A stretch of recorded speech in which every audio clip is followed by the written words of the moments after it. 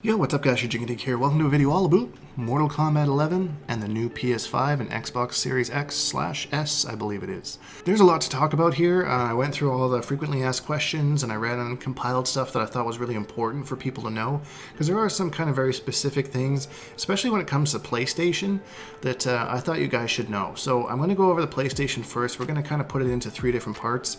We're going to talk about the actual accessibility of the game, who can get what and where. We're going to talk about accessories a little bit, about how specific ones, which ones you need to know about, and then we're going to talk about crossplay, and then we're going to close it out with just a couple small facts at the end. So we're going to start with PlayStation, and then I'll switch over to the Xbox after that. I'm trying to use a new YouTube thing where I can put little timestamps on the bar, so if you want to go to a specific thing, you can click on that and go ahead. So anyways, let's get right into it. So if you have bought Mortal Kombat 11 in any capacity, you can upgrade to the PS5, which gives you 4K enhanced visuals, faster loading times, blah blah blah, technical stuff, not actual access to the characters and that kind of thing, but you do get the nice upgrades. I did find it interesting, the load times on Mortal Kombat 11. I'm not sure if it's because it's a bigger game, but going back to play MKXL, that was loaded quite a bit faster than Mortal Kombat 11. Probably a reason for it, I'm not sure what it is, just something that I kind of noticed. So if you've bought Mortal Kombat 11 digitally, no problem, that's fine. It'll show up on your PS5 when you put it in under your PlayStation ID. So that's no problem. If you only have a disc version of Mortal Kombat 11, you'll have to rebuy it if you have the digital only PS5, or you'll have to upgrade to the PS5 that has the disc slot. And you can only play it when you put the disc in. Was something that I thought was really important for people to know. So if you only have a disc copy, you have to purchase the disc version of the PS5, otherwise you'll have to repurchase Mortal Kombat 11 Ultimate, which they've announced the price, $59.99 on the PlayStation 5 digital. Personally, I think that's probably the cheaper of the two options, and that's probably what I would do. So, but that's up to you. Whatever you want to do.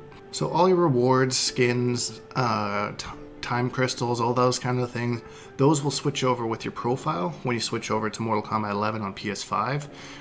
The only thing that will lose is your combat card stats, it seems like, and your story progress. Both of those are kind of reset, so it'll be interesting to see how that plays out. But other than that, it looks like any skins that you've earned, any gear that you've earned, that all switches over to the PS5. It's just the story progress and the combat card stuff that you lost. For some of you guys out there that are big on trophies, just so you know, your trophies will not transfer over. If you play the PS4 version of Mortal Kombat 11 on the PS5, then yes. But if you play the PS5 version on the PS5, then no, it's a fresh list of trophies. They don't plan to add any more. So you're going to have to collect them all again. Maybe it's a challenge for you guys that like to platinum games. You know, I know a couple of you guys out there. Wink, wink, nudge, nudge. I think that's about it for accessibility. Let's go over to accessory stuff. This is a little bit confusing, I know, with playing the PS4 version on a PS5 or playing the PS5 version on a PS5, and it's going to get a little bit more confusing about the controllers that you can use. So if you're playing the PS5 version of Mortal Kombat 11, you can use only a PS5 DualSense controller, or if you have one of these bad boys, they will work as well, even if it's on PS4. PS4 fight sticks are allowed as well. So if you don't have that for whatever reason, I'm not sure why you wouldn't have a PS5 controller if you're buying a PS5, and you want to use the DualShock 4 controller for whatever reason, you can only play the PS4 version of Mortal Kombat on that PS4 controller. So not really sure why you would want to do that, but it's a thing. Some PS3 fight sticks that were also compatible with PS4, you can use that to play the PS4 version of the game. So it's kind of confusing on why they did some of this. I'm not really sure. Maybe Sony just trying to make sure everyone's using the new age controller. But yeah, so just make sure that when you're ready to go, that you're like, PS5s are going to come with a controller. So, but you can't say if you're playing with a buddy and you only have one controller, you can't mix and match controllers. You have to use the DualSense 5. So just something I thought you should know. Lastly, let's talk a little bit about crossplay. So they kind of teased some crossplay updates or some they implied that something was changing crossplay wise. It's not. So I'm not really sure if it's going to stay in the beta or if it's going to move on to a more permanent crossplay, if we'll ever see it in Combat League, but from what the FAQ states, there's no changes to the crossplay at all. PC and Switch, sorry guys, nothing doing for you guys.